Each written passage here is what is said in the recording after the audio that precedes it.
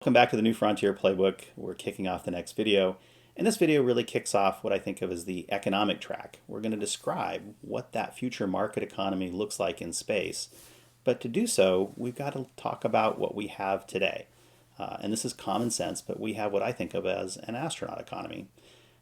It's fit for a small number of astronauts. They're entirely supported by Earth. Everything that they need is shipped up from Earth. There's no prices associated with it. You don't have the astronauts buying and selling goods up in space at the International Space Station. They actually don't even know what the price is, and they're paid an earthly wage. And so goods are allocated not through pricing, but by rationing. There's only so much water, food, etc. That they have access to, and that's what they use. Prices are hidden, as I said, and no one pays rent when they're living up at the International Space Station, which is probably a good thing. Now, a market economy is almost exactly the opposite.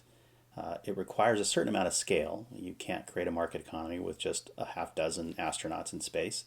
It's more for tens of thousands or hundreds of thousands, so it's big. The people who are in that economy pay for everything they use, whether it's housing or food or services or discretionary items that they want to buy. They pay for it. They also get paid for that at a wage relevant to that cost of living. Prices are set through some form of competition, balancing supply and demand. There are companies or entities providing the goods that are purchased, and prices are transparent because they have to be. Everyone gets to see what they want to spend their money on, and they choose accordingly. A market economy is very, very different from an astronaut economy, and it would take time to transition to it and a lot of scale. So there's some big implications from what a market economy would look like in space. Space is really expensive. The costs are going to be enormous.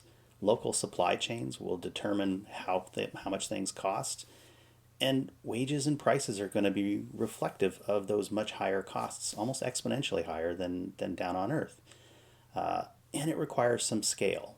Can't do this with a dozen astronauts. You're going to be talking tens of thousands or hundreds of thousands, but no one actually knows what kind of scale is needed because it hasn't been studied yet. Now the goal of this New Frontier Playbook, this book, is an economy that's a market economy in space and it has that level of scale. Because once you get to that level of scale, certain things start to happen and they get very interesting.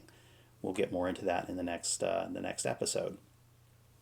So that's here. That was just the quick episode here around the astronaut economy versus the market economy. And we'll go ahead and kind of explore this more as we go.